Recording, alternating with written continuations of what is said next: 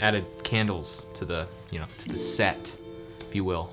Just to kind of give off a vibe, very chill, very relaxed. So, let me know in the comments below what you guys think of the candles. Like them? Don't like them? I'm digging them. What's going on, everyone? Alex here, and welcome back to the channel. Today, we are talking about the Canon C200, and is it still worth it in 2020? But before we jump into all that content, I've got to apologize to you guys. I have been gone for about a month. I haven't uploaded anything. I know you guys are probably wondering, what have I been up to?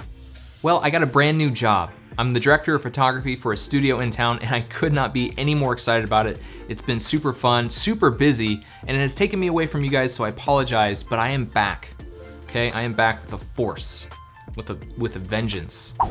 I'm vengeance. I'm making videos for you guys, back at it again, but I notice about 96% of you guys aren't subscribed. Yeah, and we're at 700 subscribers now. So it would mean a lot to me if you guys would subscribe, because if we get to 1,000, I can include you guys with all the BTS that's going on with my life, with work. I want you guys along for the ride. So consider subscribing, tap that notification bell so you can be notified when I upload a new video. And without further ado, let's jump into the Canon C200.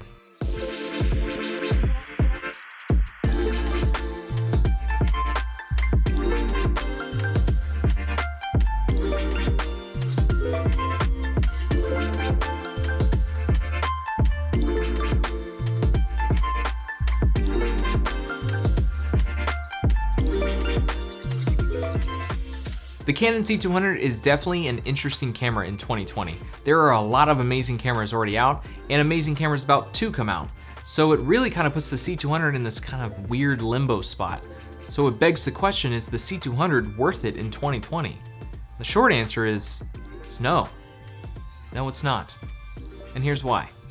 When the C200 was announced, it got a lot of people stoked, and it blew people's minds that Canon was actually going to include some form of RAW into the camera. I myself was blown away.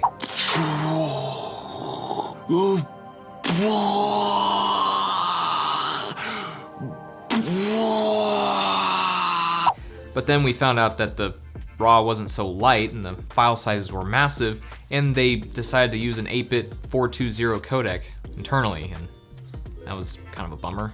For a short while, I personally owned the Canon C200. I upgraded from my Canon C100 Mark II to the Canon C200, and in all honesty, kind of regret doing that, because I actually really enjoyed the Canon C100 Mark II. I felt like I was just finding my groove with that camera, really making it shine.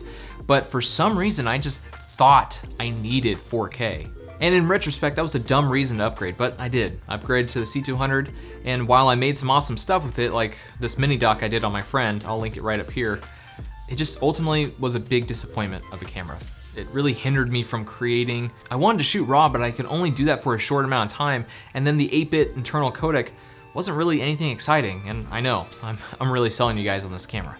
The C200's price is around the same as the newly announced Canon C70, so that begs the question, why choose the C200 over the C70? Well, for me personally, the biggest deciding factor is ergonomics. The Canon C200 is a proper full-size cinema camera, whereas the C70 is kind of this weird looking hybrid, like a DSLR, doesn't have an EVF, doesn't have full-size XLRs, whereas the C200 has full-size XLRs and an EVF. I can't tell you how many times that EVF has come in handy.